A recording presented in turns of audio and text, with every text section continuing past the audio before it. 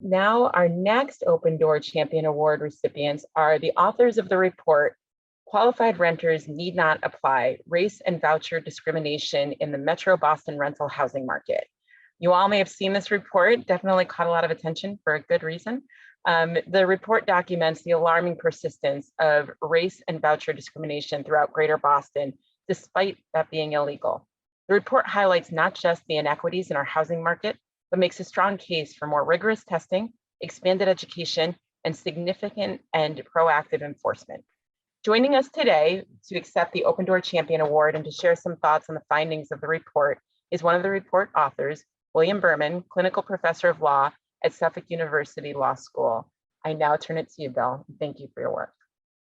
Thank you so much, Rachel. It's such an honor and pleasure to be here. I so appreciate CHAPA's recognizing our work. And what I'm going to do is thank a few people, or maybe more than a few, talk a little bit about this study, and then if you'll indulge me, spend a few minutes on why I do this work, and hopefully some of that will resonate, and if not, really hold up the 1 minute. So I have to start by thanking our team. Anything good I've done in my career has been a collaborative effort, and this most certainly was. So Jamie, Catherine, Anna, James, Kelly from our Housing Discrimination Testing Program at Suffolk University Law School make working a pleasure and a passionate joint pursuit of justice. I want to give special thanks to Catherine, who did all of the testing. And so we were sending people out into the community. And Catherine was in charge of training 200 different individuals. We sent 4 different people to 50 different properties, and we tested source of income and race. And Catherine saw every difficulty you might see as a test coordinator and overcame it, and was in large part responsible for gathering the information that formed the basis of the study.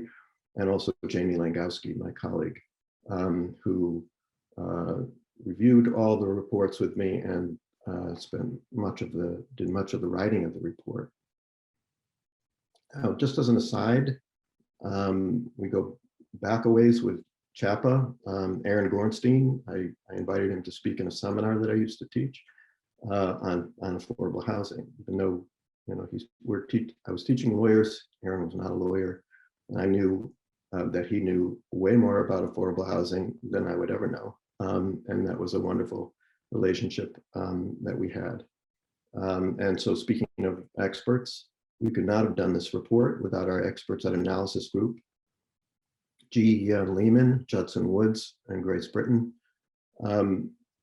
Are incredible professionals, responsive, responsible, and you really took the work to a higher level. And for those of you who are writers, your work has not been edited until G looks at it. So thanks for your work on the editing, G.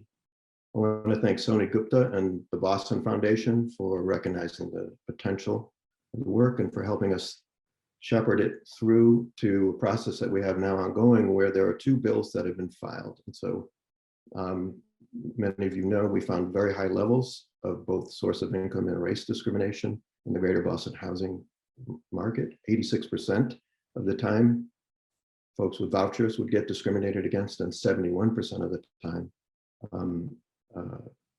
our testers who are Black were discriminated against. Those are very significant results, and Sony and the Boston Foundation and many other advocates in the community are working with us on the bills, one sponsored by Rep. Madaro and the other by Rep. Lugardo, that would make it more difficult for brokers to discriminate against renters, and also one that would prohibit landlords from shifting fees onto their tenants. I want to thank HUD for its years-long support of our program, the City of Boston for helping us get started, and for swiftly responding to the results of our study. with action and allowing us to hire a dedicated testing coordinator, Kelly Vieira, who's on this program, who was wonderful and already hard at work. Another thing that I wanted to point out about the results of the study, we used race-associated names because we wanted to find out in the Boston area, would you be excluded merely because of your name? And the answer is yes, 9% of the time. Just because you have a name associated with being Black, you would not get a call back from your housing provider. 80% of the time, if you're a white market rate tester, you would get to see the rental unit you wanted to see. Equally qualified Black market rate testers only got to see the same rental units 48% of the time, 32% difference. If you had a voucher, it was staggering. It was an average of 15% of the time you get to see it. It was nearly 9 times out of 10 you are excluded because you have a voucher. And so the math is, if you want to see 5 apartments and you have a voucher in Greater Boston, you have to call 50 housing providers. That is untenable, and that is what people who with vouchers are up against in our community, and what needs to change. So, as was alluded to in the prior panel, and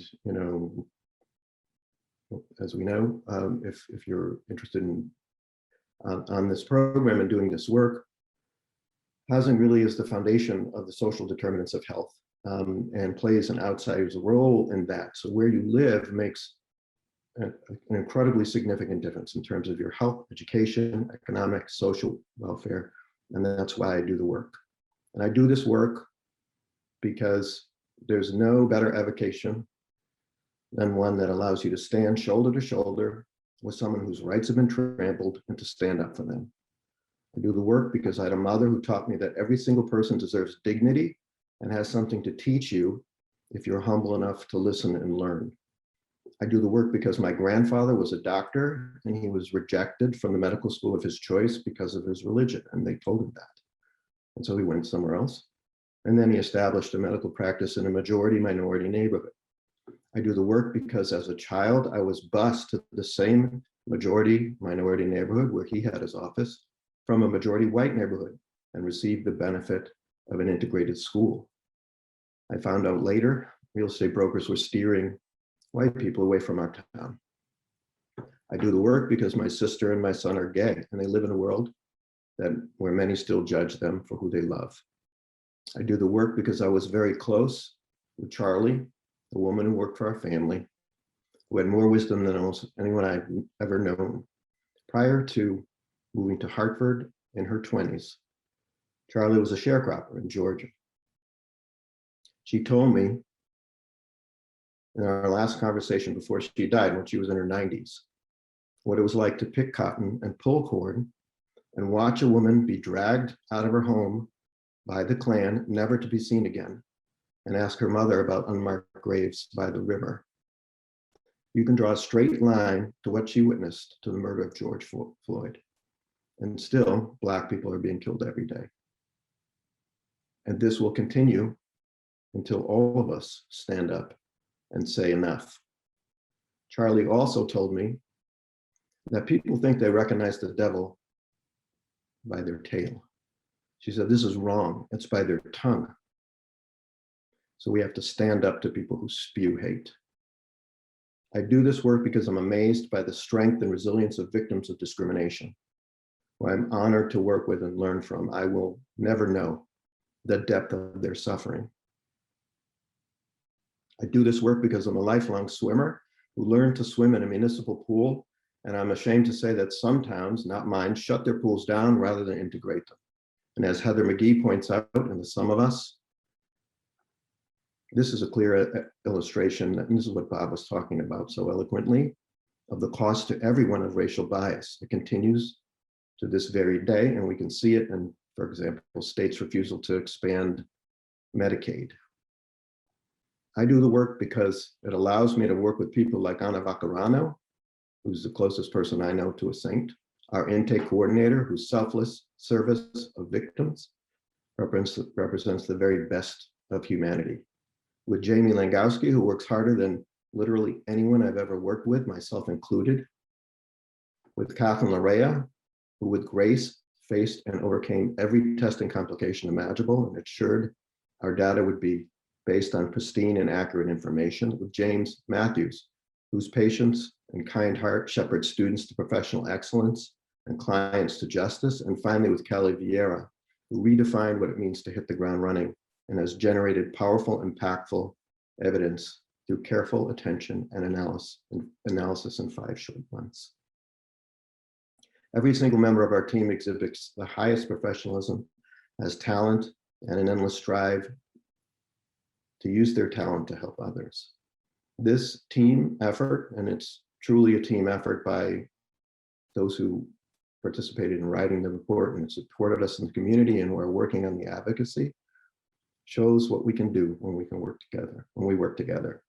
The fact that we were able to reveal this very disturbing data, while disturbing, is incredibly important, as it allows policymakers to see exactly what is happening and to make their decisions based on it, and not to be able to ignore it or sweep it under the rug.